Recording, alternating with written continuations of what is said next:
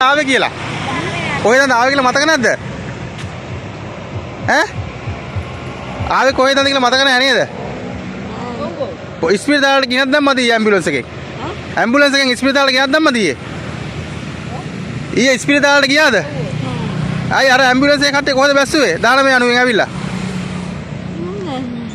අර ඊයේ අර ගමක ඉඳලා ගෙනාවේ එක්කන් ආවේ කොහෙද රෑ? අර නෝල්ලා කට්ටියක් එක්කන් ආවේ වෑන් එක දාගෙන. ඔව් රෑ එක්කන් ආවනේ. ඇම්බියුලන්ස් එක එක්කන් ආවනේ. ඕක මෙතන කතා කරන්නේ. මතක නැද්ද එක්කන් ආවේ කොහෙද කියලා? ඈ? නෑ. අරන් ගාලා කොහෙද බැස්සුවේ ආව? අම්මා බැස්සුවේ කොහෙද ඊයේ? මතක නැද්ද බැස්සුවේ කොහෙන්ද කියලා? ඉස්පිතාලට එක්කන් ගියෙත් නෑ. අන්නේකල මතක නෑ අනේ මේ ලෙඩක් කනේ. ඔව් ලෙඩක් අත්තේ. ලෙඩක් නේ. අපිට එයාට මතක නෑ මොකුත්. සාගර කරාවේ ඒක මේ මොනසෙ ගෙනත් දාපු මොනසෙද දන්නේ නැති කියලා. ගෙනත් දාලා. ගෙනත් දාලා කවුද?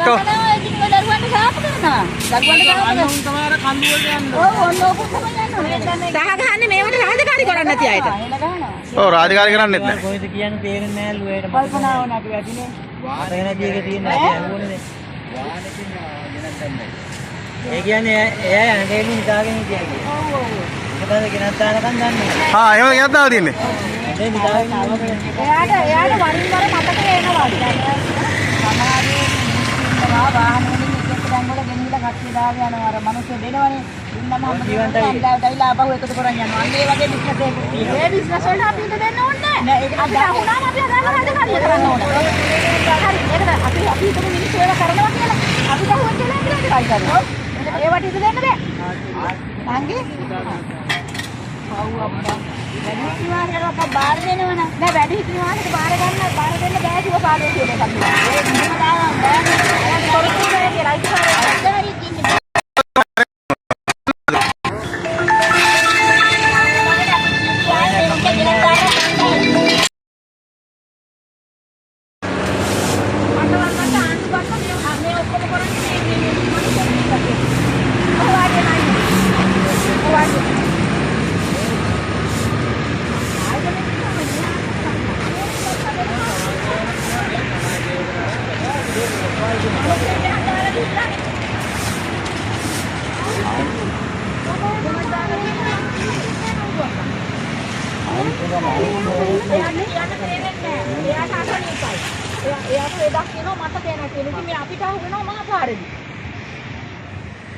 දැන් බාර ගන්න බෑ කියනවා කවුරුත්.